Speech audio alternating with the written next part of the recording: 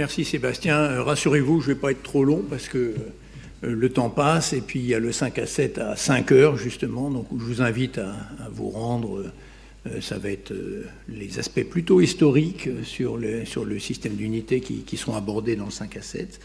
Donc en conclusion, je voudrais d'abord remercier les orateurs de cet après-midi qui ont fait un effort particulier pour nous présenter à la fois les règles de base, les fondements du système d'unité et aussi de montrer les développements modernes qui sont associés, qui montrent que la métrologie est une science vraiment dynamique. Et on n'a pas abordé cet après-midi beaucoup les applications concrètes, hein, aussi bien pour les unités électriques que les unités de temps, mais je rappelle simplement que le système GPS ne marcherait pas sans des horloges atomiques en orbite et mesurées, synchronisées en permanence avec des horloges au niveau du sol. Hein. Donc il faut garder ça en tête.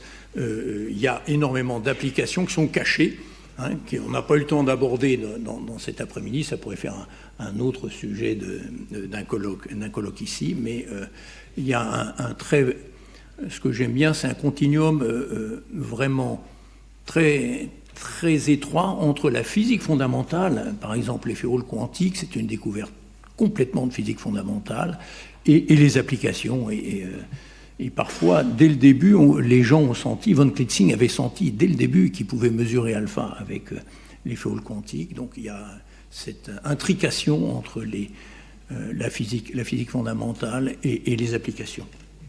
Alors, pour revenir au système d'unité, il est bien clair qu'il restera du chemin à faire, hein, parce que clairement, la prochaine étape, ça sera de redéfinir la seconde, hein, comme Sébastien l'a mentionné clairement. C'est pas sain de garder un système où on fait 100 fois mieux dans les laboratoires que dans les définitions actuelles de la seconde, même si moi-même, j'ai passé pas mal d'années de ma vie à travailler sur les fontaines à césium, mais ça, c'est l'évolution de la science et c'est absolument magnifique.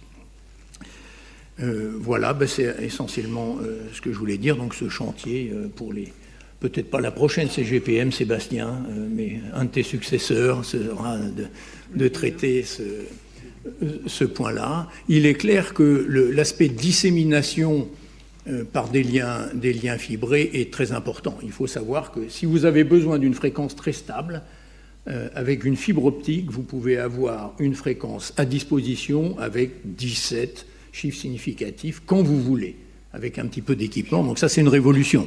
Hein, c'est-à-dire que c'est disponible partout. C'est encore un petit peu cher, hein, parce qu'il faut un laser femtoseconde et puis des lasers, hein, dans votre labo pour réaliser ça. Néanmoins, beaucoup de gens travaillent sur des systèmes miniatures, hein,